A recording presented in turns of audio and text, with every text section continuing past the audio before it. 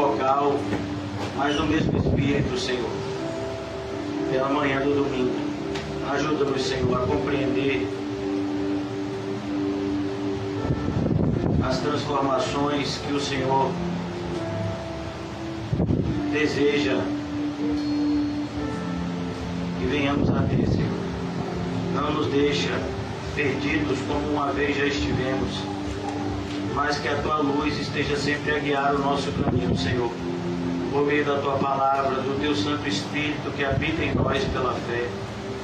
Ajuda-nos, Senhor, a compreender qual seja a Tua vontade boa, perfeita e agradável, e a renunciando às concupiscências do mundo, abraçarmos, Senhor, o Teu caminho, que apesar de ser um estreito, apertado caminho, é um caminho de salvação, de santificação, aonde a alegria do Senhor é a nossa força. Ajuda-nos nessa manhã, todos nós que estamos aqui reunidos, a sermos cheios do Teu Santo Espírito, Senhor, para que possamos todos, em um só Espírito, falarmos e ouvirmos as verdades de Deus da maneira como ela deve ser falada, Senhor. Não deixa que nada roube a semente, Senhor, que há de ser plantada nos nossos corações, mas que Teu nome seja glorificado mais uma vez, Senhor, por meio das nossas vidas e através dela. Ajuda-nos acima de tudo, Senhor, a preservar o nosso coração limpo de toda amargura, movido sempre pelo amor fraternal sem fingimento, que é o reflexo do amor que sentimos por Ti, ó Pai. Amor esse que nos foi dado uma vez que o nosso coração era de pedra, mas na nossa regeneração recebemos um coração que nos propicia sentirmos os sentimentos corretos, Senhor, pelo Senhor, por nós mesmos e pelo nosso próximo. Essa manhã, Deus, nossos olhos sejam ainda mais abertos, para que possamos enxergar aquilo que está diante de nós, e muitas vezes não enxergamos. A Tua vontade expressa na Tua palavra se cumprindo, como o Senhor disse que se cumpriria. Nós nos adequemos cada vez mais a essa santa e maravilhosa verdade. Em nome de Jesus, amém, graças a Deus.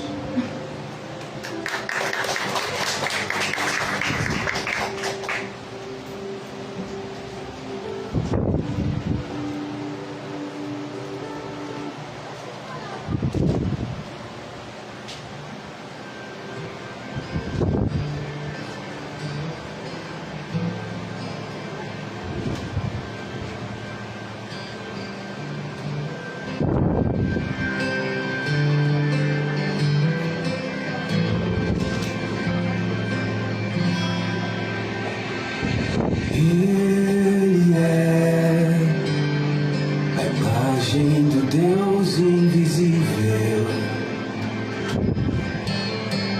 Ele é Senhor sobre a criação, pois nele foram criadas todas as coisas, nos céus e na terra. Sejam tronos, soberanias, poderes ou autoridades. Ele é antes de tudo e a todos sustenta pela palavra, pois foi do agrado de Deus que em tudo Ele tenha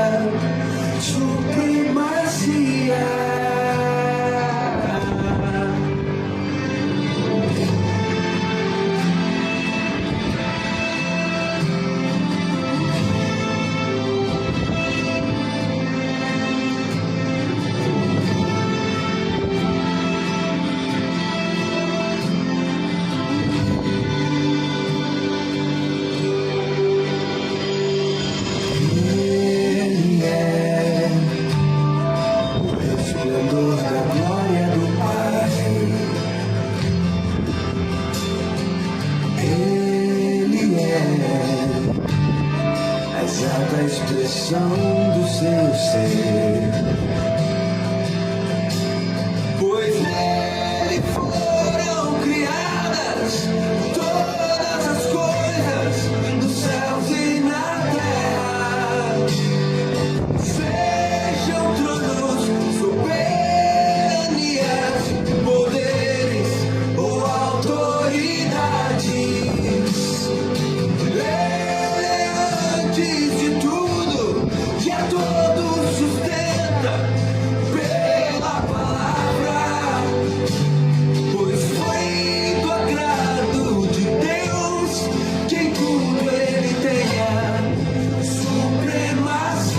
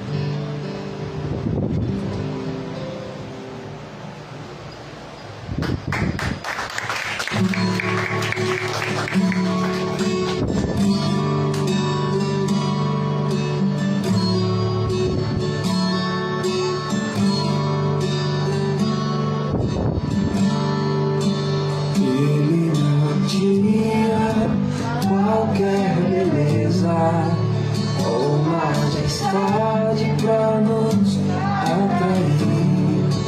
Nada havia em sua aparência para o desejar, mas rejeitado dentre os homens, ainda assim carregou nossas dores. O seu castigo nos traz paz e a esperança não se esvai. A oferta pela culpa ele ofereceu pra satisfazer o Criador. Ele morreu pra que a sua luz em nós pudesse brilhar. O Filho do amor se entregou em nosso lugar.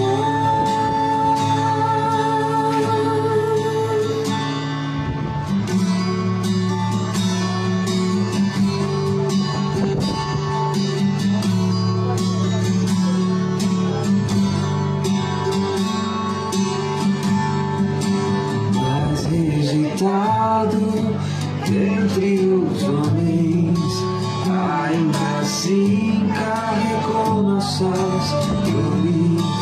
O seu castigo nos traz paz e a esperança não se esvai. A oferta pela culpa ele ofereceu pra satisfazer o Criador. Ele morreu pra que a sua luz em nós pudesse brilhar. O Filho do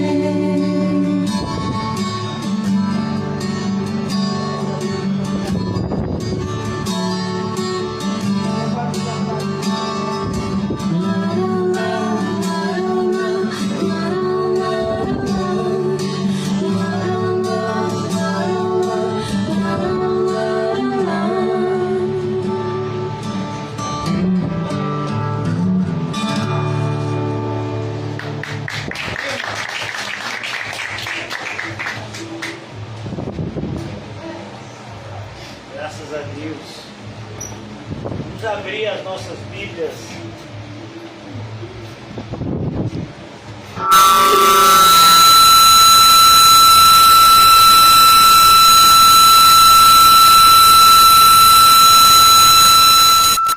Amém. Os ouvidos estão bons agora, né? Vamos abrir as nossas Bíblias. Capítulo 28 de Mateus. O título da nossa mensagem de hoje tem a ver com o dia de hoje. Primeiro dia que a gente está iniciando o culto dominical pela manhã, exclusivo aqui na Alto das Pombas, uma vez que nós encerramos as nossas atividades lá na boca do rio. E como não poderia deixar de ser, nós temos em momentos como esse que repensar tudo aquilo que foi vivido. E o título da nossa mensagem de hoje é um pouco extenso, mas é uma frase de reflexão, reafirmando o nosso compromisso com Cristo e com o seu Evangelho. É o título da nossa mensagem de hoje. Nós vamos iniciar em Mateus 28, mas eu não gostaria de ficar apenas nesse texto, mas gostaria de passear por alguns outros textos da Bíblia com os irmãos. Mateus 28, a partir do versículo 16. Amém? Mateus 28, 16. Mais uma vez, o título é reafirmando o nosso compromisso com Cristo e com o seu Evangelho. É importante que a gente entenda que o nosso compromisso não é, num primeiro momento, com a igreja. A igreja é nada mais do que o corpo de Cristo. Quando eu separo na minha mente, no meu coração, a igreja de Cristo, eu já estou tomando uma direção extremamente errada. Então eu preciso enxergar a igreja como o corpo de Cristo. E é isso que muitas vezes tem faltado na nossa vida. Enxergar aquilo que fazemos muito além do que os nossos olhos enxergam. Nós repetimos de maneira sistemática e às vezes até automática que o mundo espiritual é real, mas poucas vezes nós agimos como se de fato o fosse. A gente repete, o mundo espiritual é real, o mundo espiritual é real, e a gente faz isso às vezes até de maneira automática, mas a gente age como se não existisse mundo espiritual. E o Senhor Jesus, então, Mateus deixa aqui, o Senhor Jesus teve tantas aparições, eu e você sabemos, ele passou 40 dias aparecendo para os seus discípulos, principalmente para os seus apóstolos, e depois então ele subiu aos céus de maneira definitiva. E Mateus poderia ter nos dito tantas coisas aqui acerca dessa ressurreição de Jesus e de tudo que ele abordou durante esses 40 dias, mas olha que coisa interessante. Mateus, ele é direcionado pelo Espírito Santo a deixar para nós essa missão imperativa que o Senhor Jesus nos constituiu na qualidade de discípulos dele. Por que eu estou falando isso? Porque muitas pessoas, elas querem fazer parte de uma igreja, mas elas não são discípulos de Cristo. Porque fazer parte de uma igreja significa ser adepto de uma religião e ser vinculado a uma instituição humana. Ser discípulo de Cristo é algo que vai muito mais além.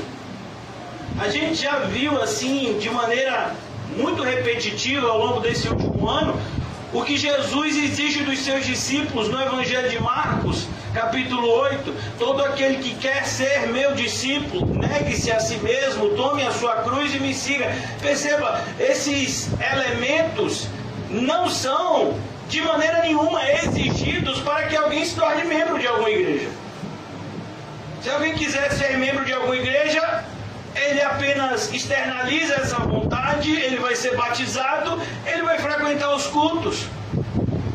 Mas será que ele renunciou a tudo? Será que ele tem carregado a sua cruz todos os dias? Será que de fato ele tem seguido os passos de Jesus? Perceba, ele pode estar dentro de uma igreja durante 20 anos, 30 anos, 40 anos e nunca ter se tornado um discípulo de Jesus. Então aqui o nosso papel não é inchar a igreja, o nosso papel nem é plantar igrejas, ainda que isso seja uma consequência natural de um evangelismo bíblico, mas o nosso papel é esse aqui, e a gente tem que se lembrar disso todas as vezes que momentos como esse acontecerem. Então, aqui no versículo 16, seguiram os 11 discípulos, porque Judas já tinha se suicidado, Matias ainda não havia sido acrescentado.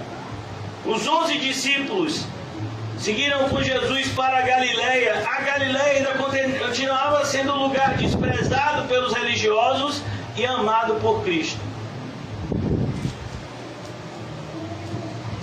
Não se iluda, irmãos. Nenhuma igreja bíblica vai ser um templo luxuoso.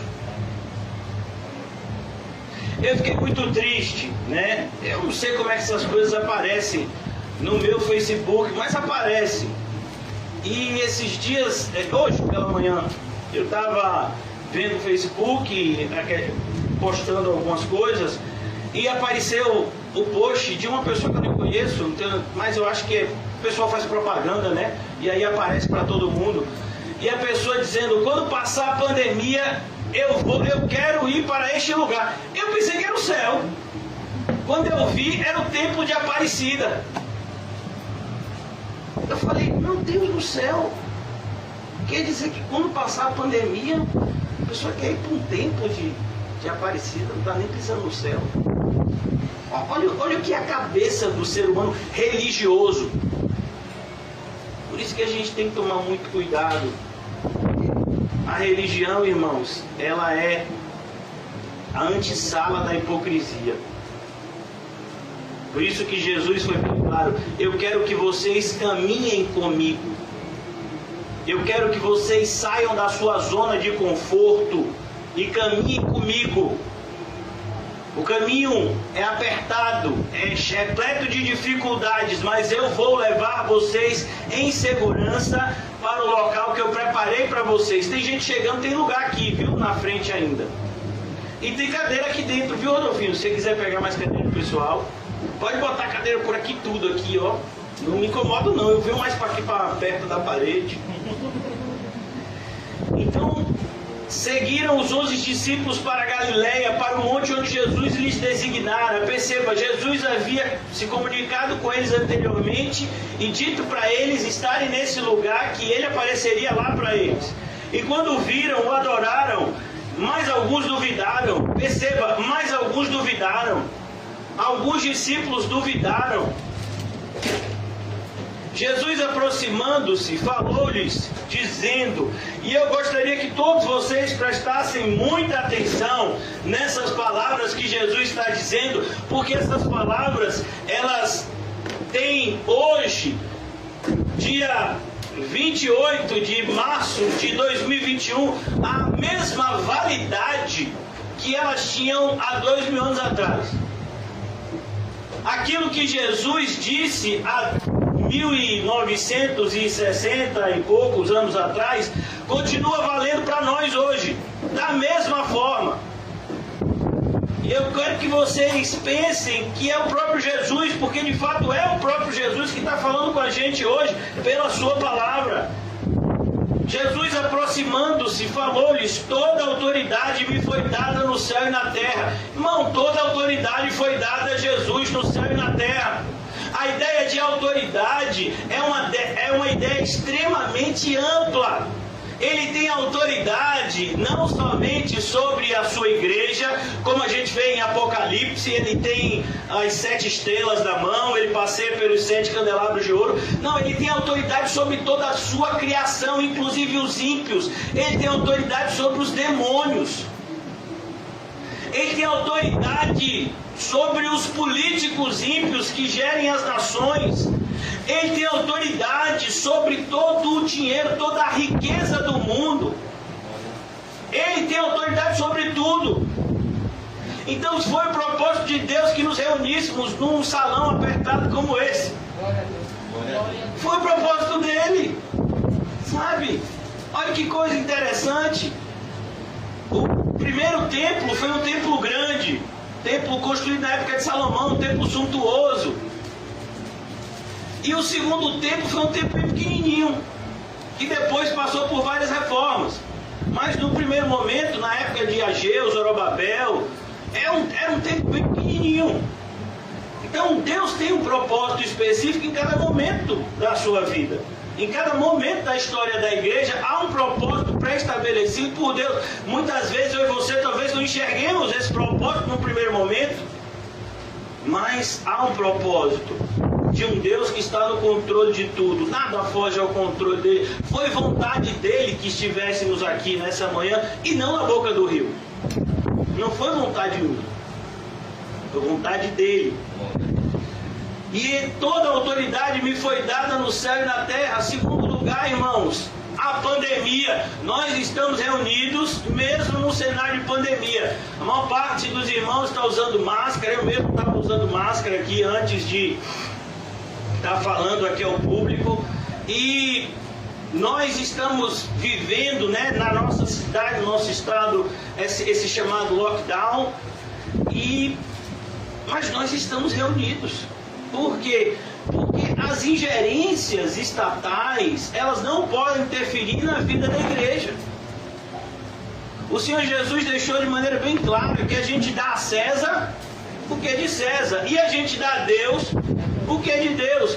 Os apóstolos deixaram para a gente uma lição extremamente cristalina. Quando eles foram proibidos de pregar o Evangelho pelas autoridades constituídas da sua época, que era o Sinédrio, eles disseram: pense vocês, entre vocês mesmos, se nós vamos obedecer a Deus ou a vocês. Então, nós devemos continuar confiando na autoridade do Senhor Jesus, mesmo diante do cenário que a gente está vivendo.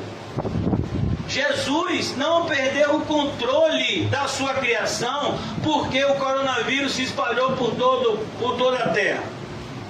Jesus não perdeu o controle da sua criação porque as nossas autoridades aqui no Brasil não souberam agir corretamente diante do cenário da pandemia. Não, Jesus continua no mesmo lugar, e tudo isso já fazia parte do seu plano soberano, de tal forma que a responsabilidade do homem continua a existir, mas a soberania de Deus está sobre tudo e sobre todos.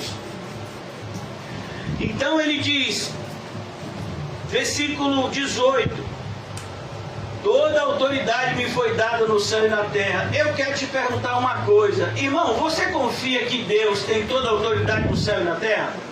Sim ou não? Você tem medo de alguma coisa? Sim ou não? Então você está em contradição. Essa é a grande contradição. Porque se toda a autoridade está na mão de Deus e a gente confia em Deus, como é que a gente vai ter medo de alguma coisa? Esse é o problema, irmãos. Então a gente precisa exercitar a nossa fé. A única maneira da nossa fé ser aprovada e da nossa fé crescer é por meio das dificuldades. E Deus está nos dando ótimas oportunidades para que a gente tenha a nossa fé provada e aprovada. Versículo 19: e portanto, olha que coisa, ele disse o cenário. O cenário é: eu estou no controle. Por que ele disse isso primeiro? Porque do ponto de vista humano, parece que Jesus não está no controle, não é isso? Os perversos continuam fazendo perversidade, os ímpios continuam maltratando aqueles que vivem uma vida justificada por Cristo, e aparentemente parece que o mundo está fora de controle. Não, irmãos, o mundo está sem freios, mas ainda assim está debaixo do controle de Deus. Deus já sabia de tudo o que iria acontecer, e Ele já nos disse que o cenário seria esse. Inclusive, o irmão José até postou esses dias, eu acho que no WhatsApp, o cenário dos últimos dias. Eu queria que vocês guardassem aqui, a gente vai voltar para cá. Como eu disse a vocês, vamos passear um pouco pela Bíblia hoje. Abra em 2 de Timóteo, capítulo 3.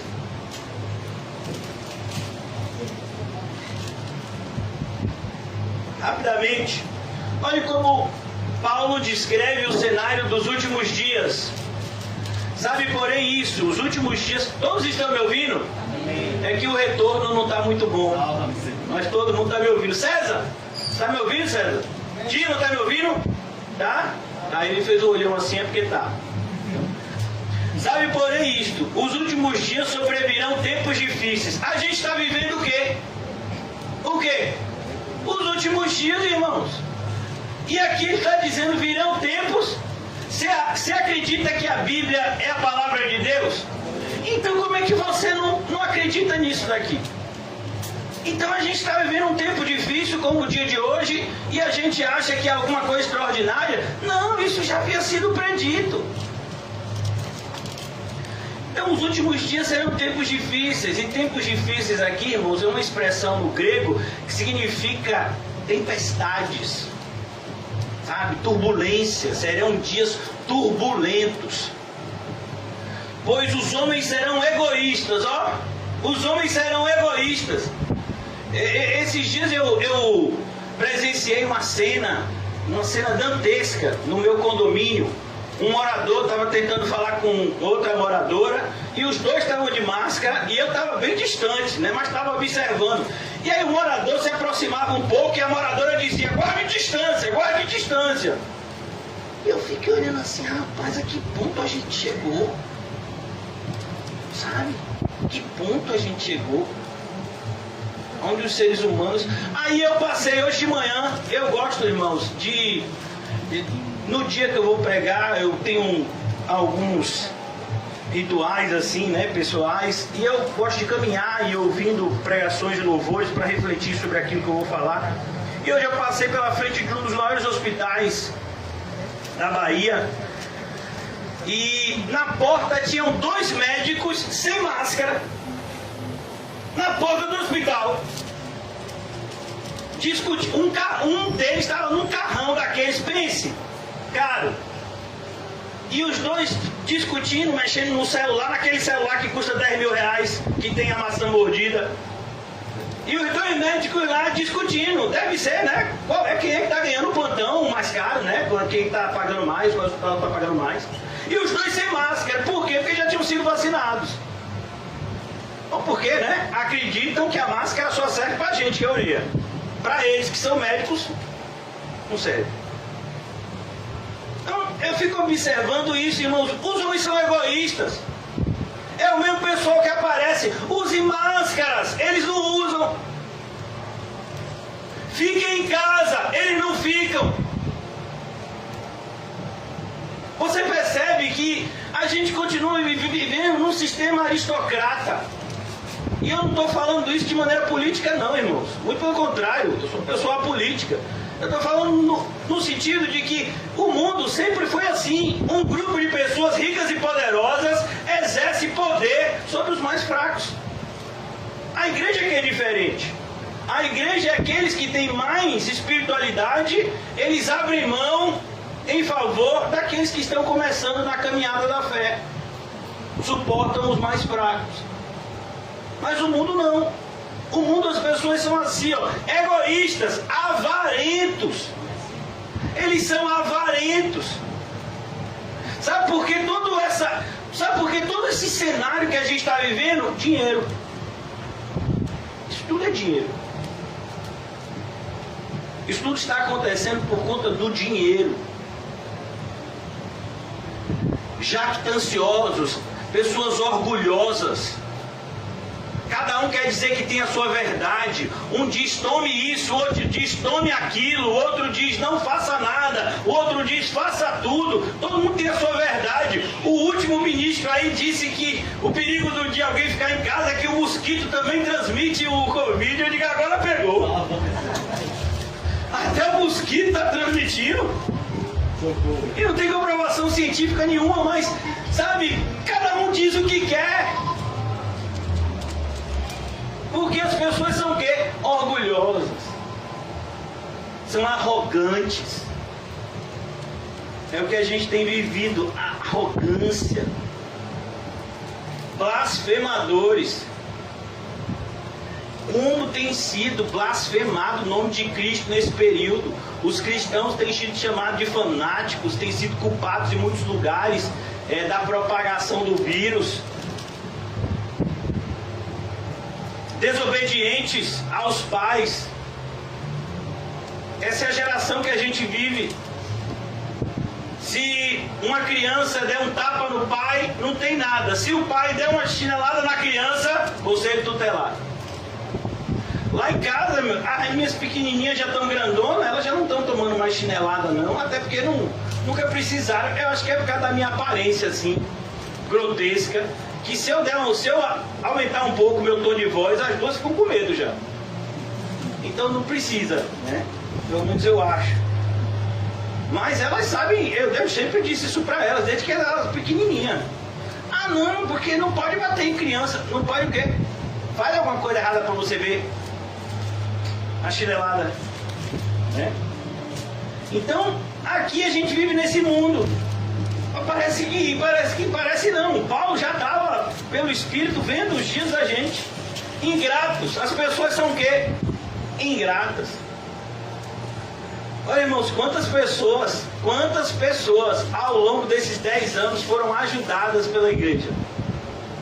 Olha, se todo mundo que foi ajudado pela igreja permanecesse na igreja, eu acho que a gente tinha uns 2.000 membros. Mas as pessoas são ingratas. Elas procuram você, a mim, num momento de dificuldade, e logo depois que a dificuldade passa, a afeição delas por nós também passa, e elas vão viver as suas vidas como elas estavam vivendo antes da gente. As pessoas são ingratas. Coordenadora do culto, alguma coisa eu posso lhe ajudar, coordenadora? Ah, sim. Porque você pode se dirigir a mim. Então as pessoas, elas são ingratas, irreverentes, não têm reverência para com Deus, não percebem a seriedade do mundo espiritual, a seriedade das suas almas. Elas estão indo para o inferno. Eu sempre repetia ao longo de todos os dias que saíam dados, desde a primeira morte por Covid, há 1 ano atrás. Nós já chegamos, eu acho, a um número assustador de 300 mil mortes. E as falas dos líderes são sempre falas assustadoras, assim, né?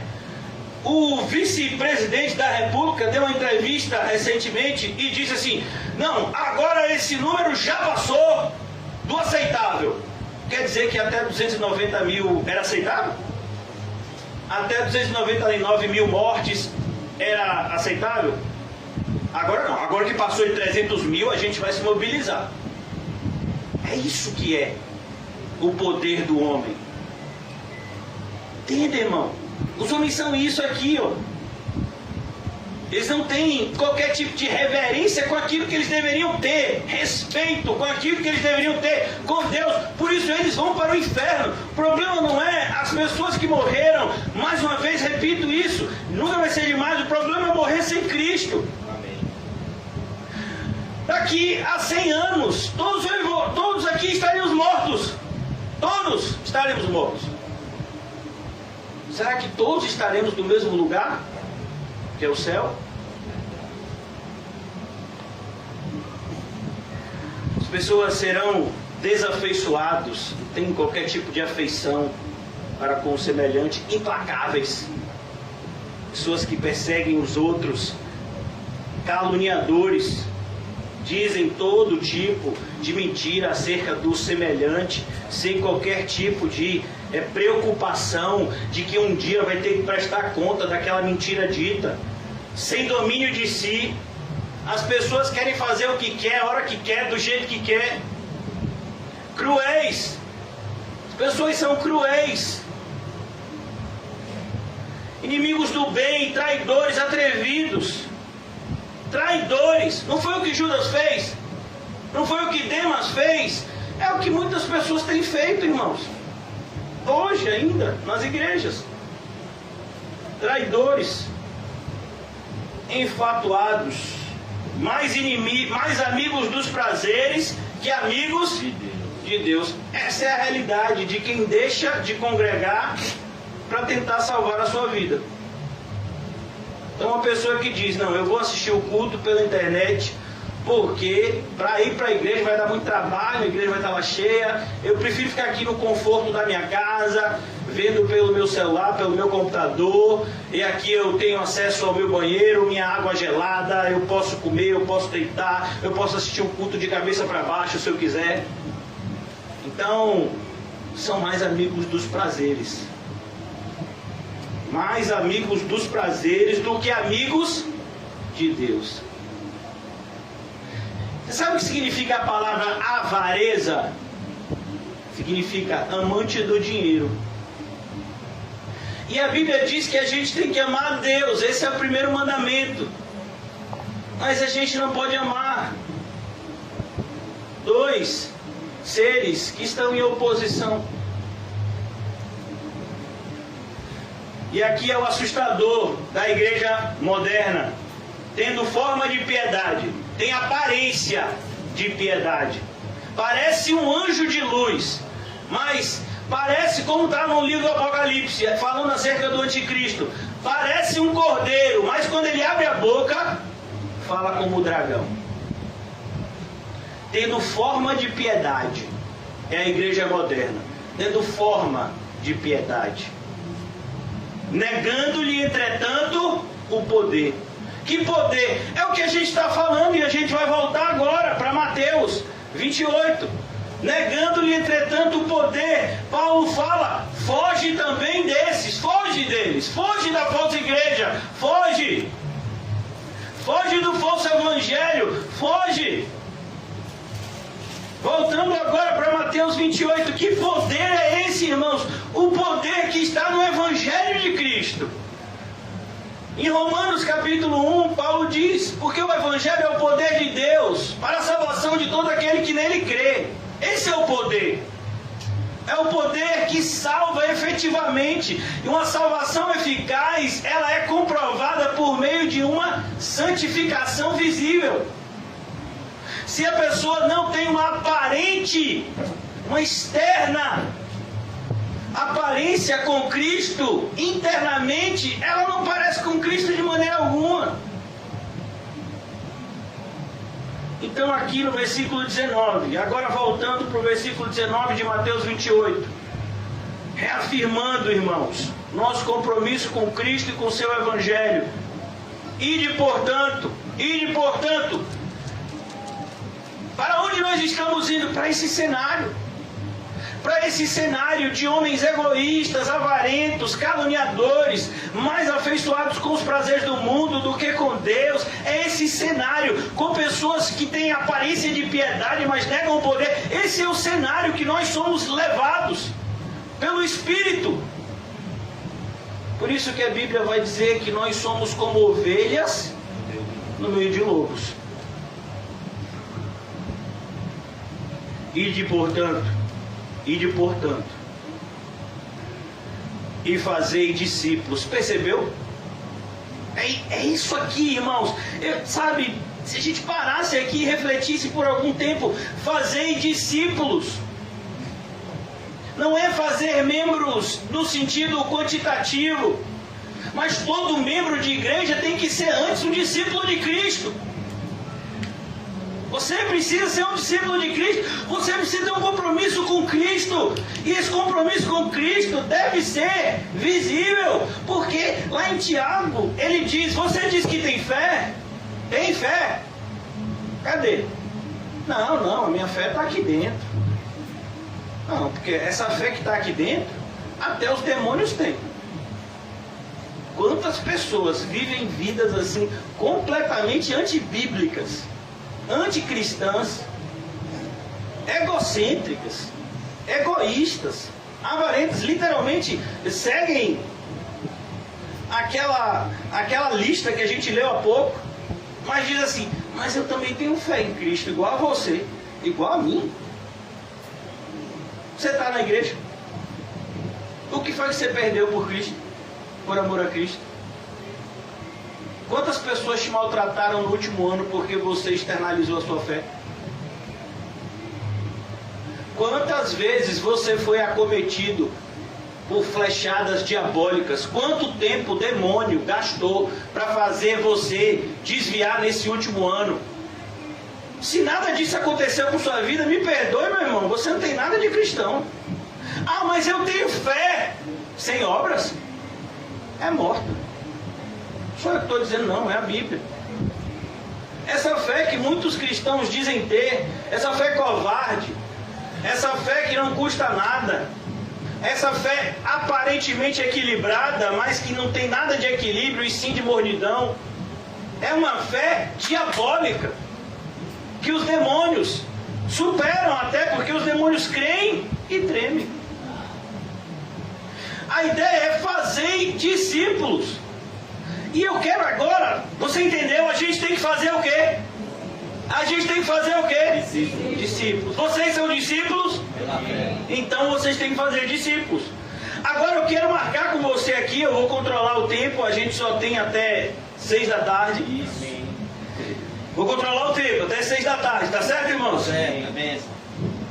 Irmão César daqui a pouco vai fechar a igreja e a gente vai destelar o teto para poder o ar continuar rodando. Abra comigo, por favor, em Lucas, no Evangelho de Lucas, capítulo 14. Qual é a palavra que a gente está aqui? Discípulos. Você está com essa palavra na mente? Amém. Guarde essa palavra na mente. Discípulos. Glória a Deus.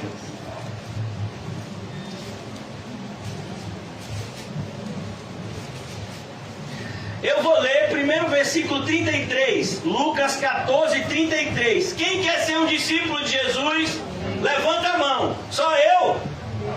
Quem quer ser um discípulo de Jesus de verdade, levanta as duas. Pula! Aí, agora eu vi. Olha que coisa. Assim pois, Lucas 14, 36. Assim pois, essa mensagem é para vocês, viu? E para mim também, lógico. Assim pois, todo aquele que dentre vós, eu vou aplicar assim, dentre nós, não renuncia a tudo quanto tem, não pode ser meu discípulo. E reprovado. Reprovado. Irmão, algum de vocês já fez concurso público? Aqui tem alguém que já fez Enem? Meu filho, todo mundo que se inscreve no concurso passa? Não, meu filho, às vezes é 10 mil inscritos para 2 vagas. Então, tem gente que diz, eu quero ser crente. Tá bom. Então, o jovem rico queria ser crente. Jesus, diga aí o que eu tenho que fazer. Ah, tranquilo, vai e vende tudo que tem. Dá aos pobres, terá um tesouro do céu. Depois vem e me segue. E aí? E aí? Não vi. Ele foi? Não. Reprovado. Percebe, irmãos? Não é simplesmente, eu quero. Você quer? Que bom que você quer. E aí? Vamos lá. Demonstre que você quer. E eu quero só voltar um pouco para você entender o contexto. Ainda no capítulo 14 de Lucas, esse texto começa no versículo 25. Grandes multidões acompanhavam. A ideia é, havia quantidade, mas não havia qualidade. E Jesus se preocupa com isso. Quantidade sem qualidade. Todo ano tem o Enem. Milhões de pessoas fazem o Enem. Poucas são aprovadas. Tem gente mesmo que faz sem nunca pegar no livro. Senão na hora eu vou chutar lá e vou passar. Eu digo, meu filho, você estudou? Eu não estudei não, mas vou tentar na sorte. Tem gente que está assim. Eu sei que eu não sou um cristão de verdade assim, segundo a Bíblia, mas eu vou tentar na sorte. Vai que eu chego lá na porta do céu e Jesus, eu te assim, ô Jesus, na moral.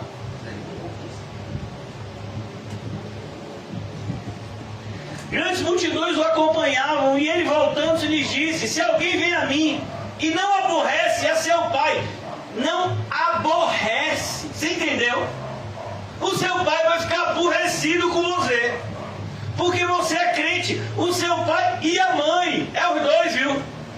Se não for crente, Mateus. Ô meu filho, você levando o Fabiano. Atravessando a cidade toda, em pleno cenário de pandemia. Absurdo, Fabiano, bota um juízo no cabeça do menino. Pensei que depois que ele casasse, ele ia melhorar. Para não. E Rodolfinho? Absurdo! Ele agora fica com o negócio de querer tomar conta da igreja, limpando a igreja, abrindo a igreja até em dia que não tem culto. Ele está querendo abrir um culto. Aborrece pai e mãe, irmão. Pai e mãe ficam aborrecidos se você for um discípulo de Cristo de verdade. Se você for morno, não, se você for morno, aí todo mundo, né? Fica de boa com você. Mulher, aqui a ideia de mulher é a ideia de cônjuge. Então a mulher vai aborrecer o marido, muitas vezes o marido vai ficar chateado com a mulher. Rapaz, domingo de manhã, você vai lá para aquele negócio, para aquela... Não acredito não. Você vai para lá mesmo? Eu não sei porque eu não fui me casar. Filhos, e os filhos?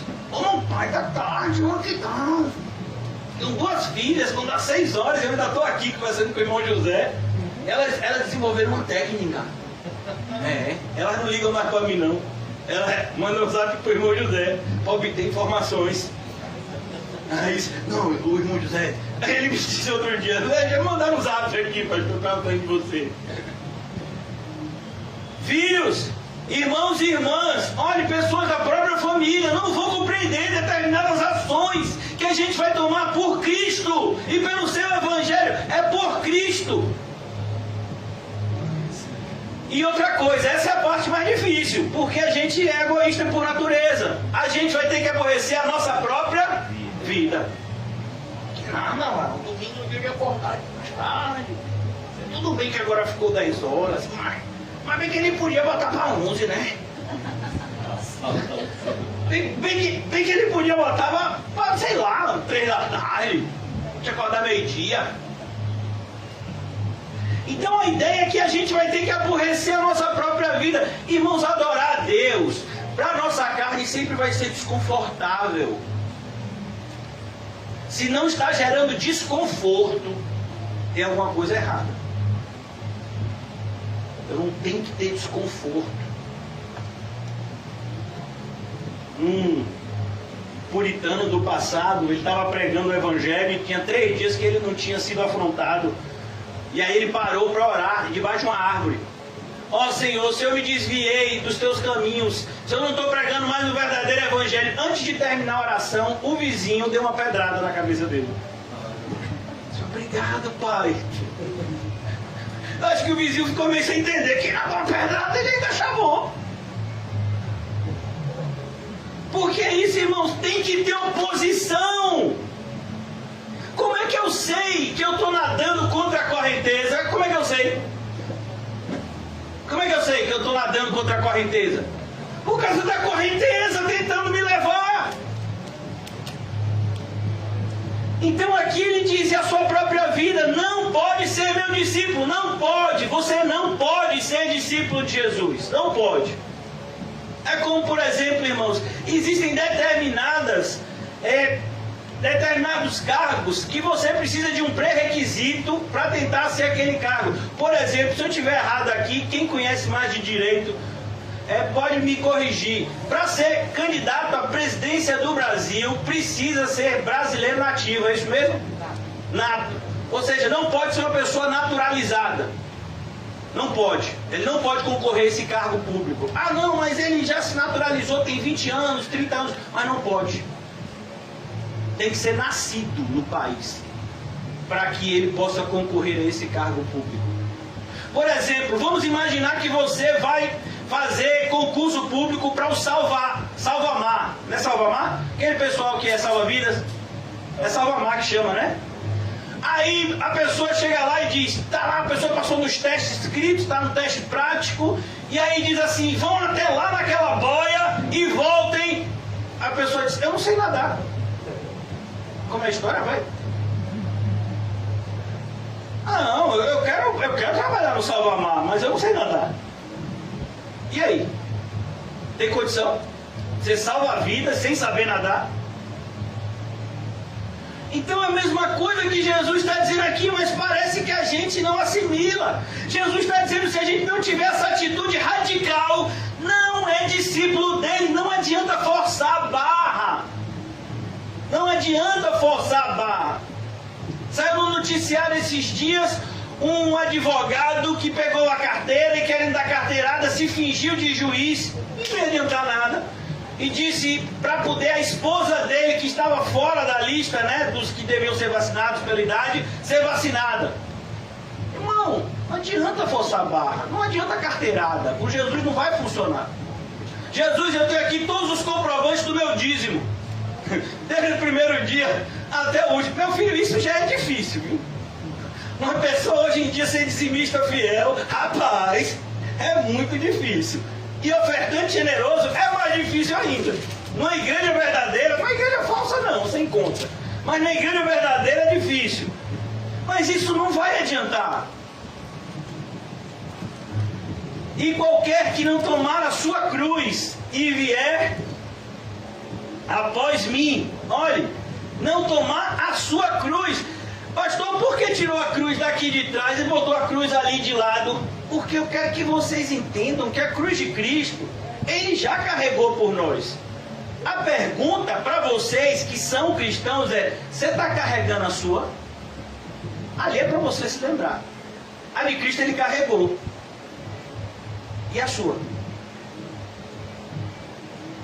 Tem um evangelho que tem aparecido nos últimos tempos que diz: Cristo fez tudo, a gente não precisa fazer nada, como a história. Então, tem alguma coisa de errado com esses escritos de Lucas aqui. Porque Lucas não está escrevendo dele mesmo. Lucas está redigindo palavras de Jesus. É Jesus falando aqui. E qualquer que não tomar a sua cruz, é a sua. Tem que ter o seu nome. A sua cruz tem que ter o seu nome. Tem uma cruz que tem escrito lá: José Bastos Malheiro Júnior. Se seu José Bastos, o pai de José, que tem o mesmo nome, José Bastos, tentar carregar, não é dele, não é dele. Mas tem José também, mas não é, mas é outro José. Rodolfo o quê? Rapaz, Santos é parente de Quinho. Olha aqui, rapaz, quem é santo nessa igreja? Então Rodolfo Alves Santos é a sua cruz, meu filho, que você tem que carregar a sua. Você não pode carregar a cruz da sua mãe, nem a sua mãe a sua. Eu não posso carregar a cruz de Letícia e de Maria, e elas não podem carregar a minha. É a sua cruz. Aí eu pergunto: onde é que está a sua cruz? A sua, cadê? Ah, minha cruz foi em casa, foi o meu varão, a minha varoa. Não, meu filho, não bote a sua cruz em alguém, não. Não coloque a culpa do seu sofrimento em outra pessoa. Não, a culpa é sua. Sabe por que a nossa cruz é tão pesada? Porque quem está na nossa cruz é a nossa carne. É a nossa carnalidade, é o nosso antigo eu que está lá, sendo carregado. Então, se o seu antigo eu estiver alimentado, você acha que é mais fácil carregar quem? Edeval ou José? Socorro, Jesus. Diga aí. Se você tivesse que escolher, eu vou carregar. Você prefere carregar Estelinha ou eu? Meu filho. Ô pastor, eu gosto muito do senhor, mas Estelinha, vem cá, vem. Por quê? Se você está alimentando a sua carne com as concupiscências desse mundo, meu filho, a sua cruz vai ficar pesadíssima. Por isso que Paulo dá a dica, por assim dizer, né? Não satisfaça as concupiscências da sua carne. Você não tem que deixar a sua carne bem alimentada, não. Quem tem que estar bem alimentado é o seu espírito. Eles estão lutando. Então ele diz: pois qual de vós, pretendendo construir uma torre, não se assenta primeiro para calcular a despesa e verificar se tem os meios para concluir? Eu vou parar aqui e voltar lá para Mateus 28. Já deu para a gente entender o que é ser um discípulo de Jesus. Deu ou não deu? Então ser discípulo de Jesus não é frequentar uma igreja, mas inclui isso. E não exclui isso. Ser discípulo de Jesus significa enxergar os nossos irmãos da congregação como irmãos. Você enxerga as pessoas da congregação como irmãos, como pessoas que você tem responsabilidade com elas. E você aceita a ingerência delas na sua vida. Se algum irmão vê um pecado em você e for te repreender, qual vai ser a sua atitude? Varão, não é da sua conta, varão. Como assim não é da sua conta? Você é meu irmão, falo mesmo. Você tem que aceitar assim a ingerência do seu irmão. E você ainda devia agradecer. Se a gente é irmão. É como, vamos imaginar a nossa amada irmã dando a ordem para Estelinha e Henrique para eles escovarem os dentes. A Estelinha chega de manhã e diz assim: mamãe, cabelo, né, que ela sacode, eu não vou escovar os dentes. Você não vai o quê? Bora, agora. É a mesma coisa, irmão. Somos todos aqui irmãos, temos responsabilidades. Existe até a expressão pai na fé, mãe na fé. Quando você evangeliza alguém, quando você é um cristão ou uma cristã mais maduro, você tem essa responsabilidade na vida daqueles mais novos na fé, de estar aconselhando, exortando e, entre aspas, até em alguns momentos puxando a orelha. Mas, irmão, isso não pode. Ah, é? Eu não sabia. Agora está sabendo, então deixa de fazer. Isso é igreja. Igreja é assim: eu vou meter a mão, vou meter a colher no seu prato. Isso é igreja. Essa instituição individualista que tem surgido agora tem nada a ver com a igreja de Cristo, onde cada um tem seu problema. Ó, varão, não se metam no meu pecado, eu não vou me meter no seu, cada um no seu. Isso não é igreja. Eu já ensinei para vocês se lembram do dia que eu falei do saco de batata e do purê de batata? Igreja é o quê? É o saco de batata ou é o purê de batata? É o purê de batata. Então isso é igreja. Fazei discípulos de todas as nações. Percebeu? Não tem mais diferença. Não tem diferença de etnia, não tem diferença financeira, não tem mais diferença. Nós somos todos igreja. Não tem mais rico e pobre, não tem gente que fala errado e gente que fala certo. Não, é tudo irmão e irmã. Diante de Deus, fomos regenerados, nós estamos no mesmo patamar. Independentemente daqueles mais maduros e daqueles mais novos. Por exemplo, Letícia e Maria. Maria é mais nova que Letícia. Tem muita gente que pergunta se elas são gêmeas. Toda vez que eu vou andar com elas, elas são gêmeas? Aí eu digo quase, né? 11 meses de diferença. Mas Letícia é mais velha que Maria. Mas isso faz de Letícia mais minha filha que Maria? Não. As duas são filhas. Então a mesma coisa. Talvez tenham aqui entre nós cristãos mais imaturos. E a imaturidade do ponto de vista espiritual tem mais a ver não com o tempo de igreja, mas com o fato de você não saber a diferença do certo e do errado.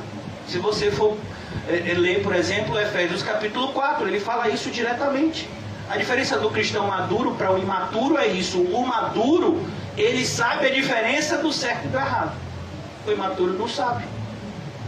E por isso faz determinadas coisas que ainda são erradas. A necessidade do ensino. Todas as nações, fazem discípulos de todas as nações, batizando-as. Olhe, Jesus nos deu ordem.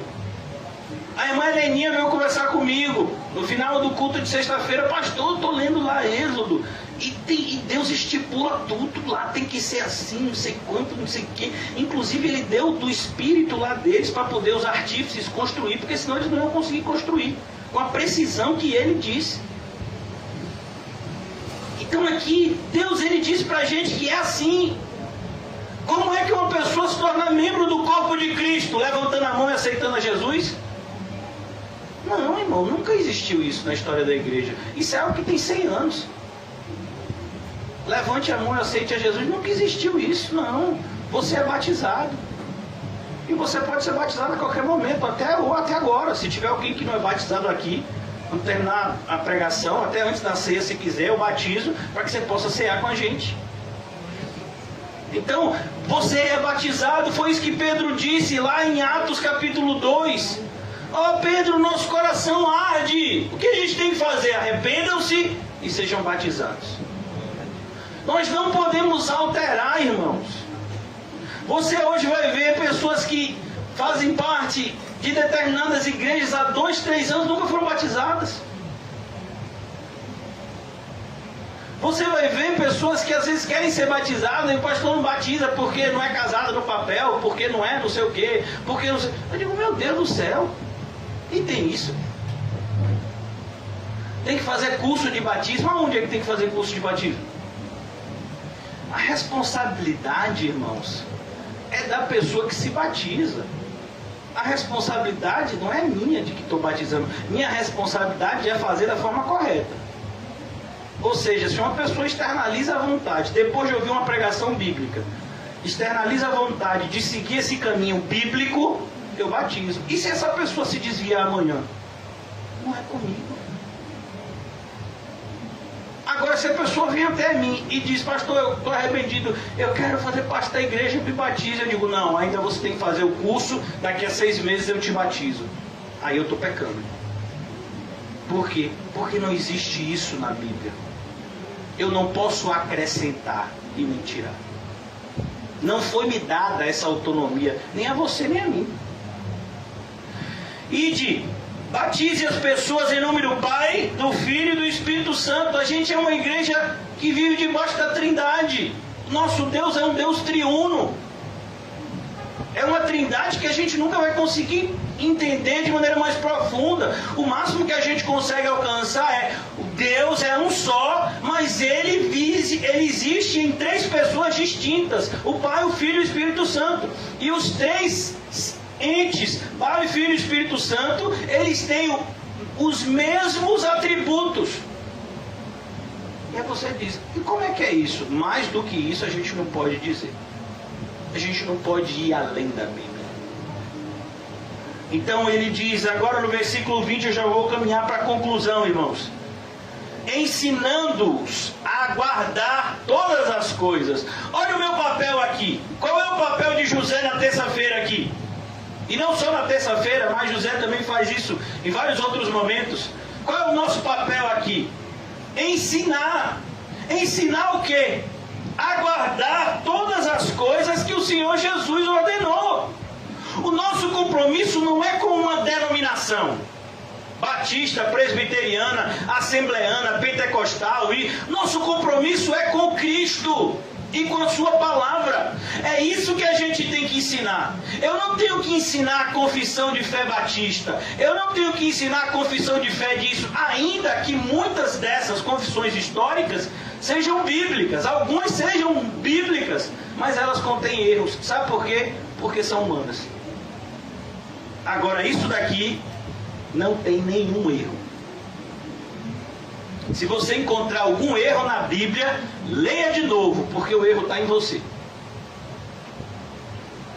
Então aqui a gente precisa, essa é a nossa tarefa.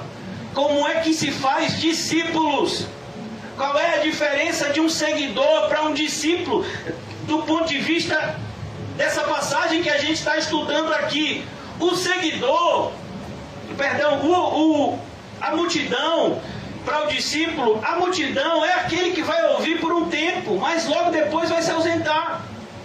Ela nasce pela emoção e ela morre quando a emoção acaba. Os discípulos não, os discípulos eles são marcados pela perseverança. Por quê? Porque foi plantado neles uma semente divina,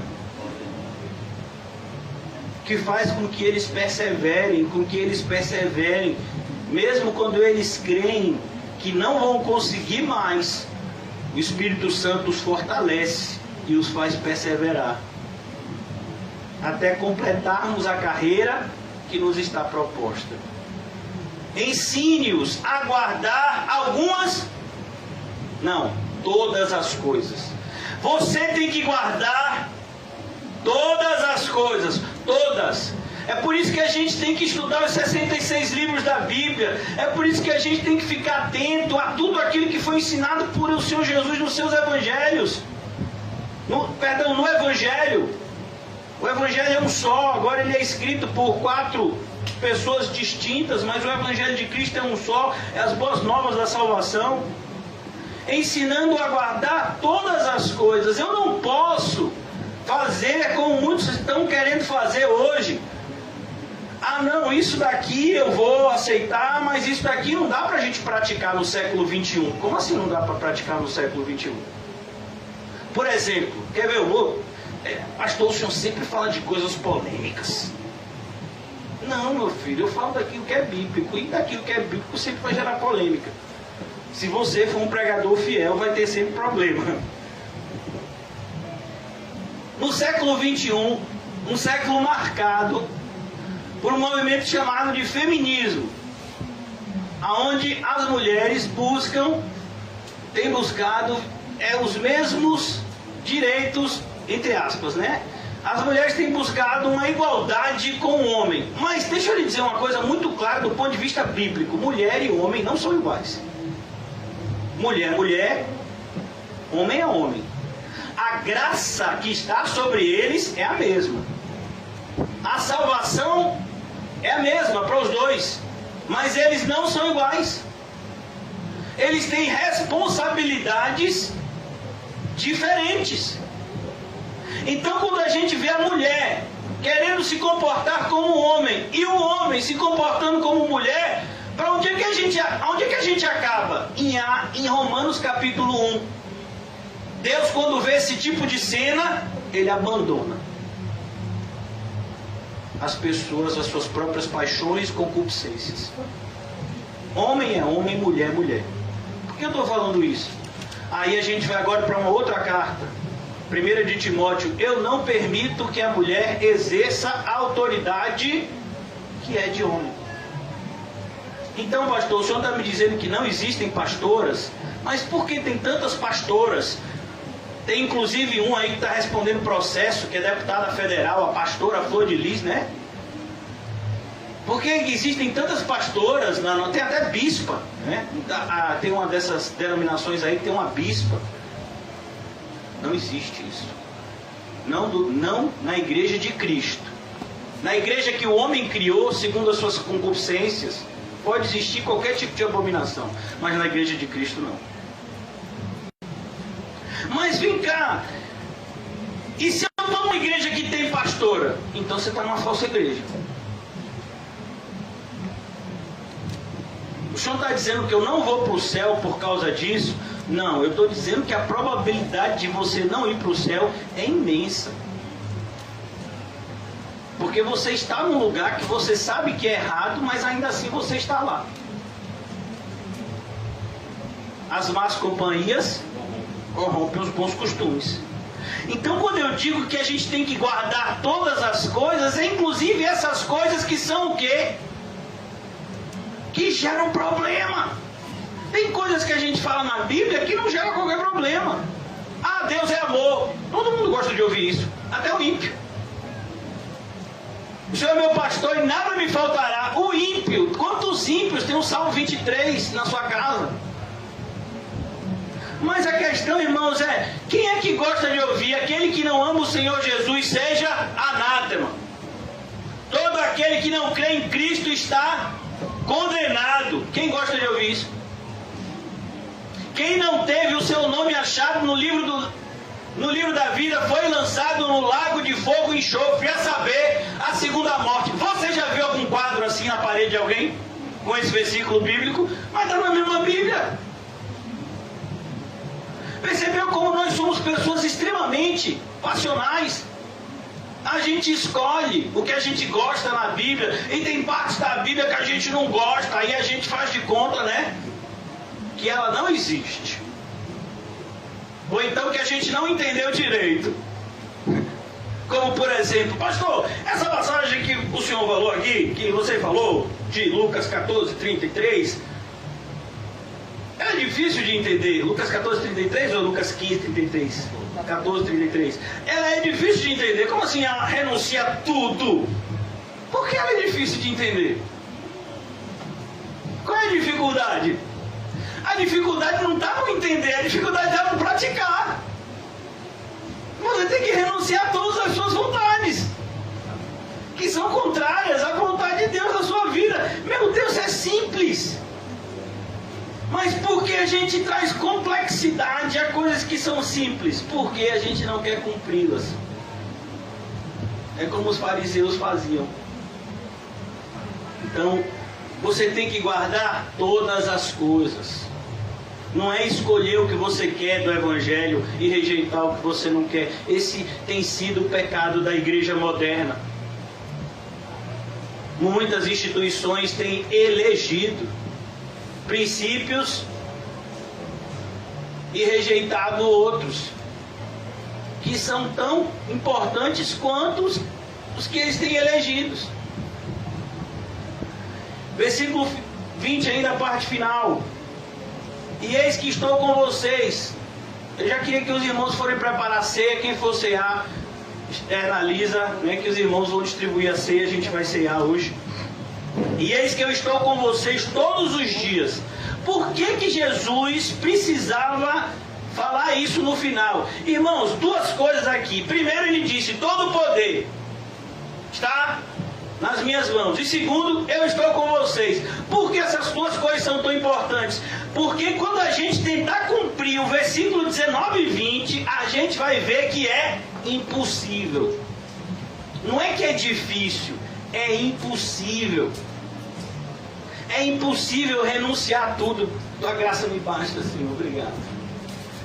É impossível renunciar a tudo se a gente não estiver vivendo pelo Espírito. É impossível fazer discípulos se a gente não vive como discípulo.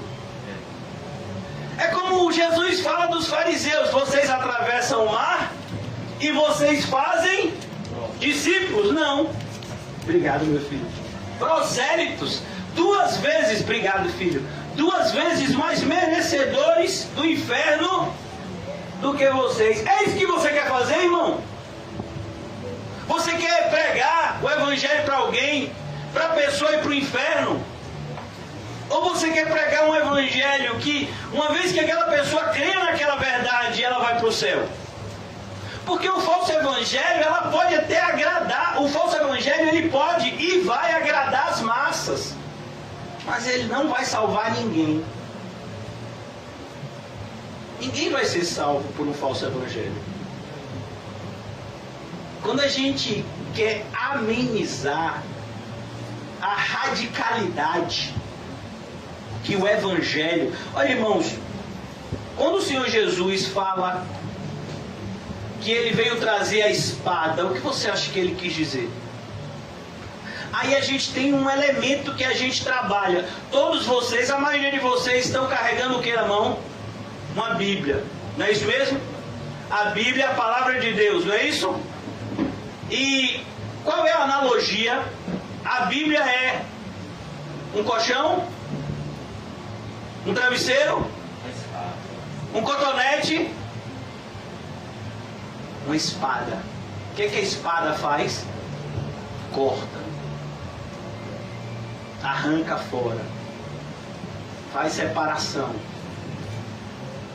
Então a gente precisa levar a sério na nossa vida, se a gente de fato pensa na nossa salvação e na de outras pessoas.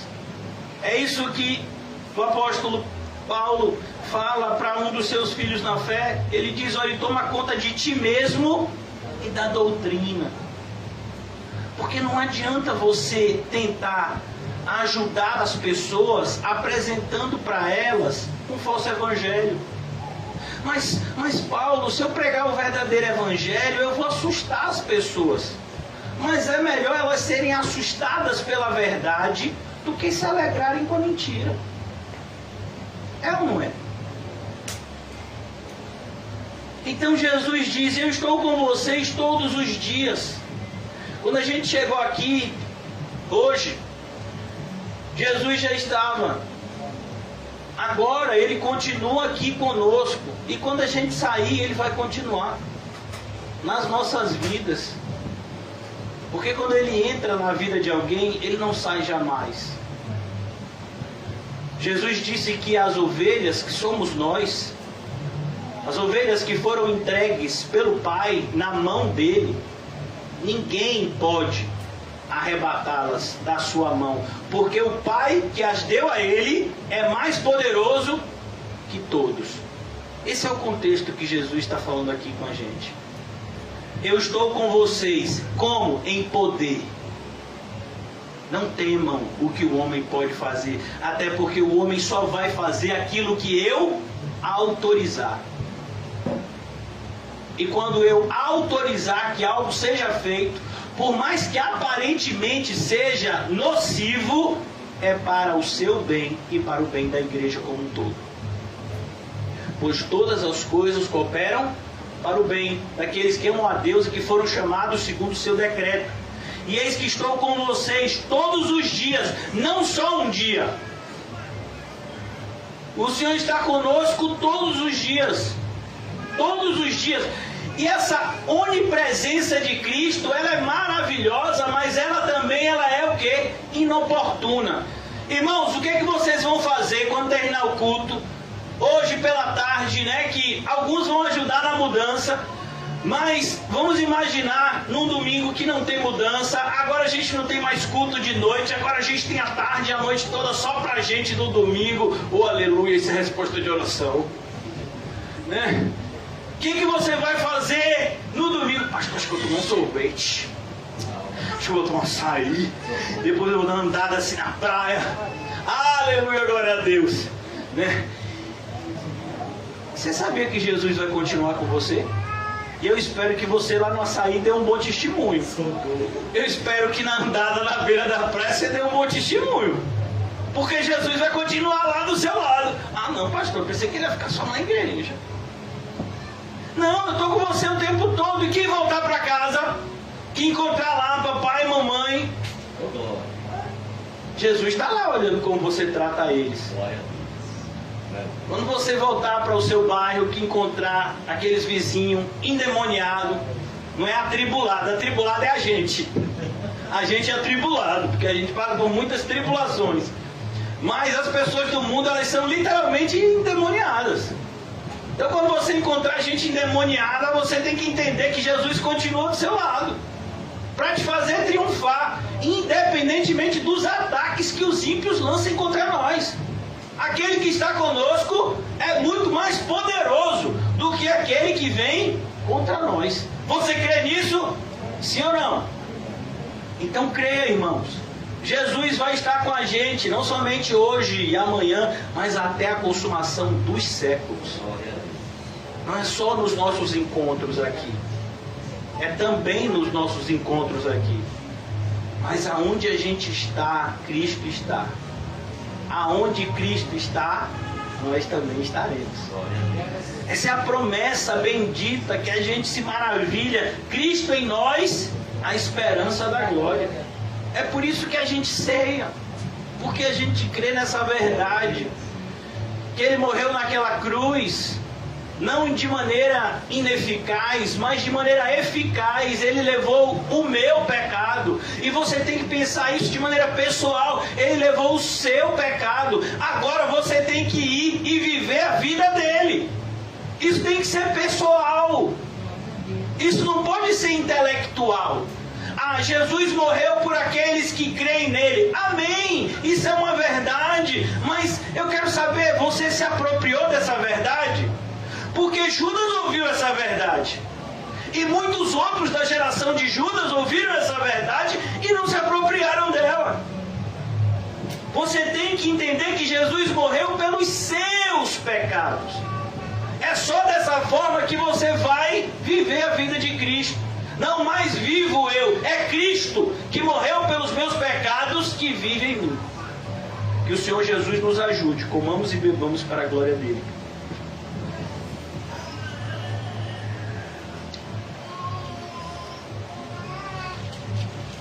Obrigado, Senhor, mais uma vez, por nos conceder esse privilégio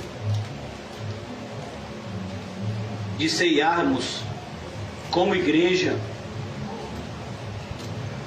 na pessoa de Cristo. Ó Senhor Jesus, que possamos entender a santidade e a beleza desse momento, aonde o teu corpo e o teu sangue são mais uma vez lembrados a nós de tudo aquilo que foi conquistado neles.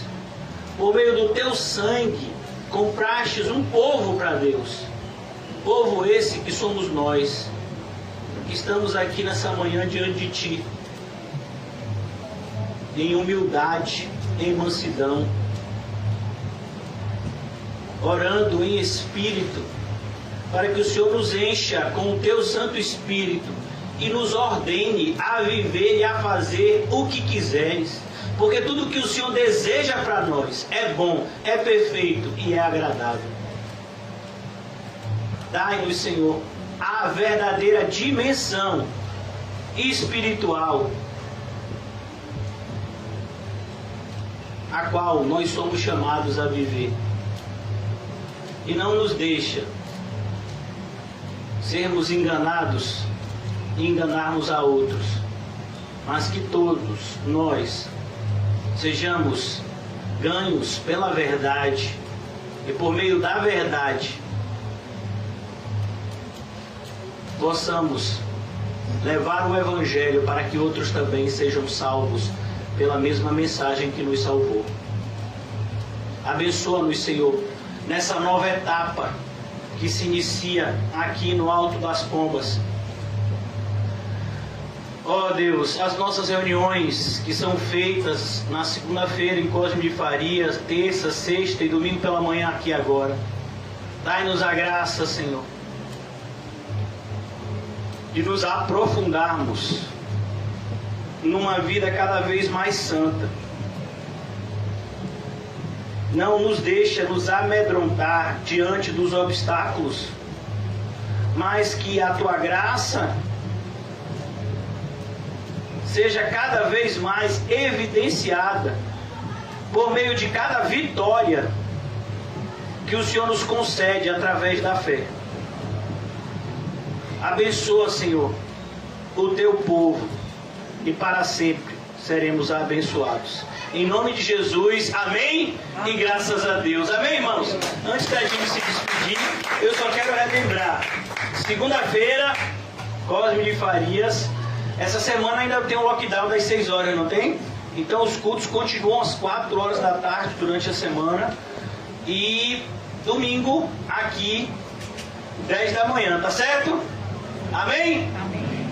Todos estão comprometidos de serem discípulos de Cristo?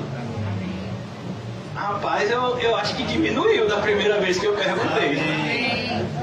Todos estão comprometidos em viverem uma vida de discípulo? Amém. Ah, oh, Jesus, obrigado. Que o amor de Deus, o Pai, e as doces